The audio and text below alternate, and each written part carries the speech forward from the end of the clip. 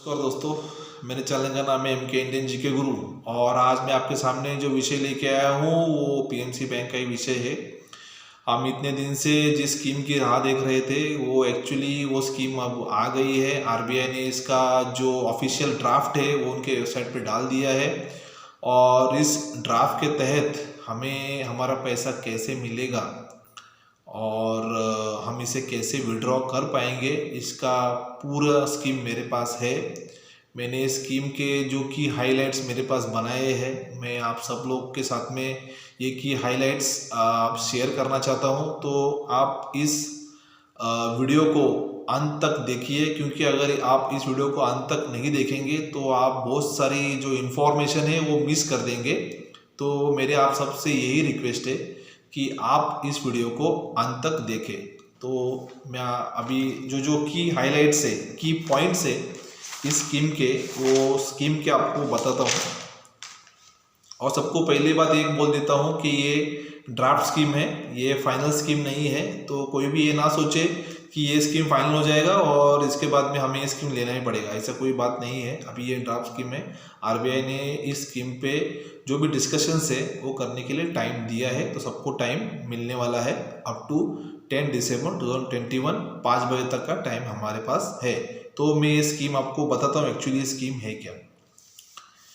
तो इस स्कीम के तहत जितने भी रिटेल डिपॉजिटर्स है, जो छोटे डिपॉजिटर्स है, उनको उनका जो 5 लाख का अमाउंट है डीआईसीजीसी का, वो तो तुरंत मिल जाएगा, उसके लिए कोई भी प्रॉब्लम नहीं है। इसके बाद में जिनका डिपॉजिट 5 लाख के ऊपर है, पहले मेरी बात समझ लीजिए, जिनका डिपॉजिट 5 लाख के ऊपर है उनको दूसरे साल में, अभी ये दूसरे साल की जो प्रोविजनिंग है वो आरबीआई ने इसमें क्लियर नहीं की है। दूसरा साल कौन सा, अभी बैंक बंद होके तो ऑलरेडी 27 मंथ हो गए हैं। तो ये दूसरा साल, अभी से दूसरा साल कि बैंक बंद हो गया तभी से दूसरा साल, ये इसमें आरबीआई ने लिखा नहीं है। तो मैं ये आरबीआई को बोलूँगा कि आप जब ड्राफ्ट करते हो तो इसमें क्लियर कट ड्राफ्ट करना चाहिए कि कौन से ईयर में, या तो फिर आप ईयर लिख दो 2023, 2025, 2026, ऐसे ईयर तो लिखो। वो भी नहीं लिखते। अभी किसने बनाया ड्राफ्ट समझ में नहीं आ रहा। जिसने बनाया है इसमें ये बहुत सारे लूप होल्स है। तो उन्होंने कहा है कि जिनके पैसे 5 लाख के ऊपर है उनको 50,000 रुपये दिया जाएगा दूसरे साल के एंड तक। मगर अगर हमने अभी ये 21 का एंड पकड़ा तो 22 और 23, तो 2023 ने उसको वो 50,000 उसको मिलेगा। इसके बाद में 2023 के बाद में आता है 2024, तो 2024 में उसको 1 लाख रुपए मिलेगा, 2025 में उसको 3 लाख मिलेगा और 2026 में वो क्लेम कर सकता है 5.5 लाख रुपए। इसका मतलब क्या हुआ, पहले 2 साल में 50,000, तीसरे साल में 1 लाख, चौथे साल में 3 लाख और 5वें साल में 5.5 लाख। मतलब रिटेल डिपॉजिटर का जो पैसा है, जिसका पैसा 5 लाख के ऊपर है, 10 लाख तक इसमें लिखा हुआ है कि 10.5 लाख तक, मुझे लग रहा है 10.5 लाख तक जो अमाउंट है वो 5 लाख वो आपको 5 इयर्स में मिलेगी। उसके जो 5 लाख रुपया है वो तो पहले ही इमीडिएटली आपको यूनिटी स्मॉल फाइनेंस बैंक दे देगा एज अ डीआईसीजीसी कवर।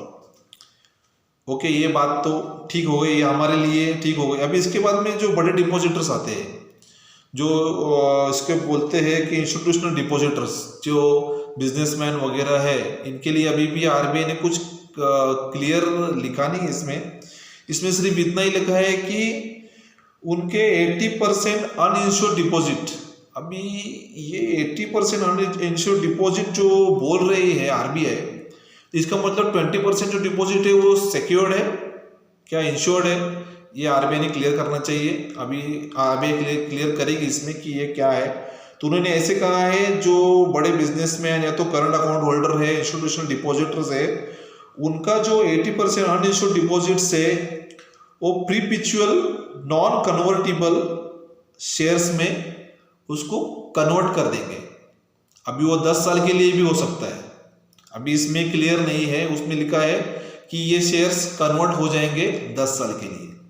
तो इसका मतलब वो 20% जो उनका अमाउंट है वो मेरे ख्याल से वो विड्रॉ कर पाएंगे फेज विड्रॉल के।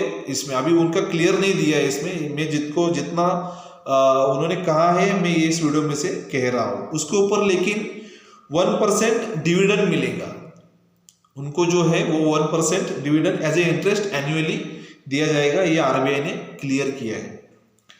अब इसके बाद में जो बाकी के रिटेल डिपॉजिटर्स है उनका जो पैसा है उसके ऊपर आरबीआई ने कहा है कि 31 मार्च 2021 तक जो इंटरेस्ट मिलेगा वो मिलेगा, उतना ही इंटरेस्ट मिलेगा।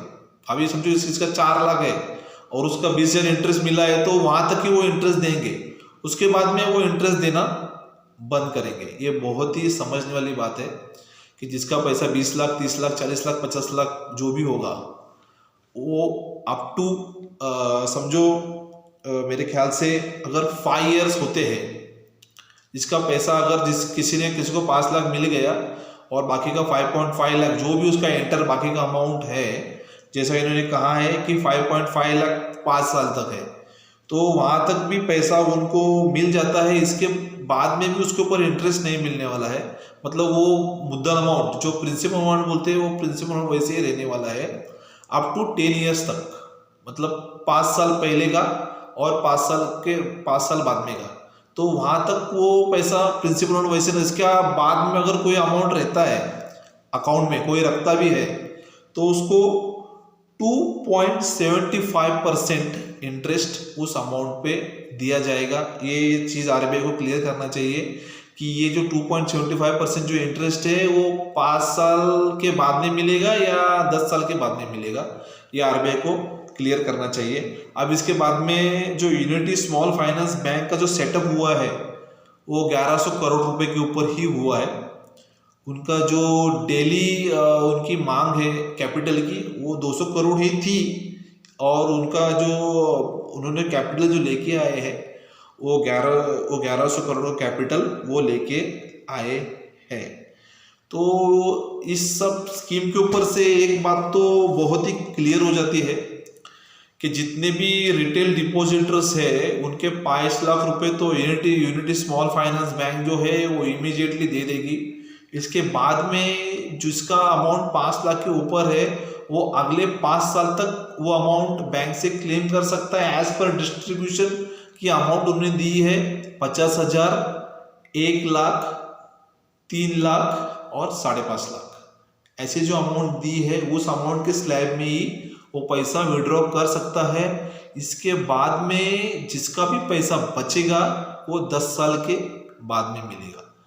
तो ये एक्चुअली स्कीम जो आई है ये इसको ऐसे भी नहीं बोल सकते कि ये कोई एकदम निगेटिव स्कीम है या तो पॉजिटिव स्कीम है। ये एक बीच में का रास्ता निकाला है आरबीआई ने कुछ सोचा भी होगा इसके ऊपर, लेकिन हमें लगता है, मुझे ऐसे लगता है कि जितने भी सीनियर सिटीजन्स है और बाकी के जो पीएमसी बैंक के डिपॉजिटर्स है उनका ये जो फ्रॉड हुआ था पीएमसी बैंक का, इस पीएमसी बैंक के फ्रॉड से कोई भी लेना देना नहीं है।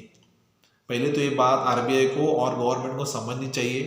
तो इनका जो पैसा है ये जो 10 साल में देने के बजाय आप लोग अगर 5 इयर्स में ये पैसा डिवाइड करके फेज ऑर्डर में देते हैं तो सबके लिए बहुत ही सहूलियत होगी, और जिनका इस बैंक पे भरोसा है, बैंकिंग सिस्टम पे, वो भरोसा और बड़ा होगा और लोग बैंक में पैसा डालना शुरू करेंगे। क्योंकि जो सीनियर सिटीजन का घर है वो इंटरेस्ट पे ही चलता है, क्योंकि उनके पास काम तो नहीं रहता है, उनका जो घर है ये इस सेविंग पे ही चलता है। पूरा जिंदगी इनका गया। जैसे बाकी के भी पीएमसी बैंक के डिपॉजिटर्स है, इन्होंने एक एक पाई जोड़ के ये पैसा बैंक में डाला है, उसके ऊपर इंटरेस्ट क्यों नहीं देंगे? क्या ऐसी वजह है कि आप लोग बोल रहे हैं कि 31 मार्च 2031 तक ही इंटरेस्ट मिलेगा, उसके बाद में इंटरेस्ट मिलना बंद होगा?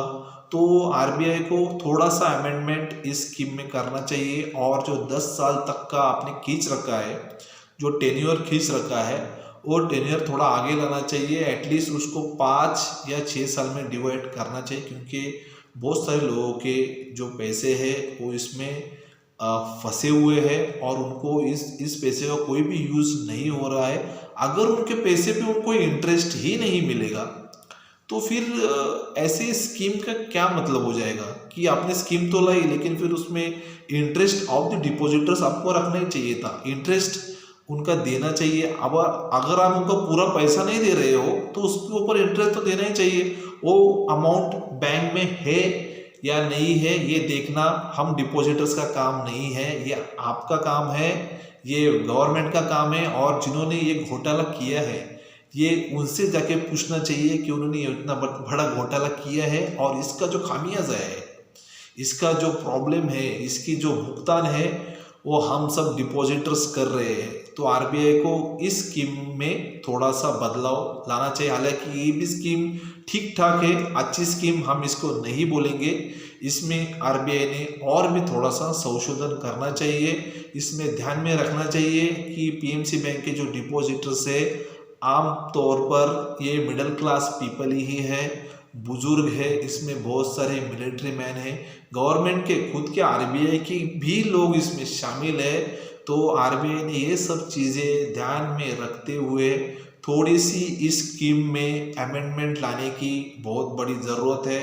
और इसका जो कार्यकाल खींच के जो रखा है वो थोड़ा सा स्क्वीज करके इसको 5 साल में लाना चाहिए। ये हमारी आरबीआई से और गवर्नमेंट से रिक्वेस्ट रहेगी।